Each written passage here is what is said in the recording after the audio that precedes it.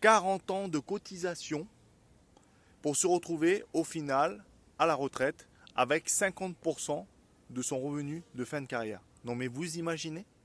Hello, je m'appelle Philippe, j'ai 41 ans et je m'inquiète pour ma retraite. Comme vous l'avez entendu, on va cotiser 40 ans pour pouvoir ensuite arriver à la retraite, soi-disant profiter de la vie, avec la moitié de son salaire, de son revenu de fin de carrière. Non, vous imaginez? Ça va faire quoi? Ça va seulement payer les taxes, payer les impôts, payer les différentes choses pour vivre? Où est-ce qu'on pourra profiter? Tous les projets, les voyages qu'on voudra faire, ben, va falloir trouver une solution.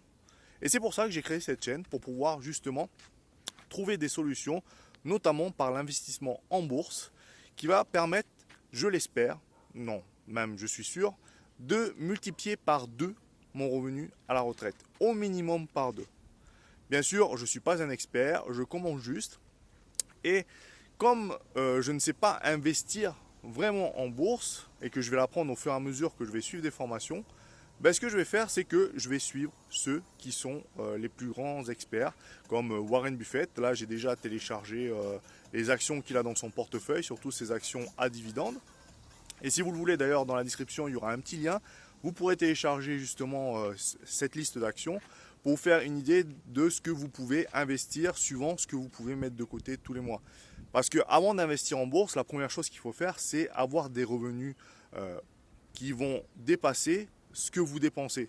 Vous devez mettre 100 euros, 200, 300, 500 euros, ça va dépendre de ce que vous voulez, de côté pour pouvoir justement investir en bourse. Et ben, il va falloir le trouver. Alors il y aura 2 façons, et on va les voir sur cette chaîne. Soit économiser, donc réduire ses dépenses et mettre ce qui est le plus important, pouvoir payer ce qui est le plus important et s'y mettre de côté pour se faire plaisir aussi en même temps. Mais il va falloir économiser sur vos dépenses.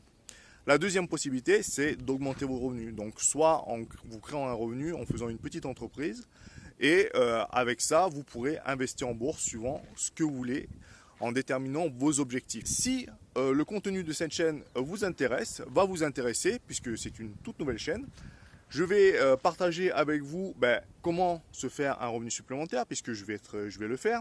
Comment économiser, ça aussi je vais le faire pour pouvoir justement ensuite investir le surplus en bourse dans certaines actions boursières. Et je ne parle pas de spéculation, je parle bien d'investissement, c'est-à-dire que ça va être sur des horizons de 10, 20, 30, 40 ans, voire à vie. Et je vais peut-être même le léguer à mes enfants.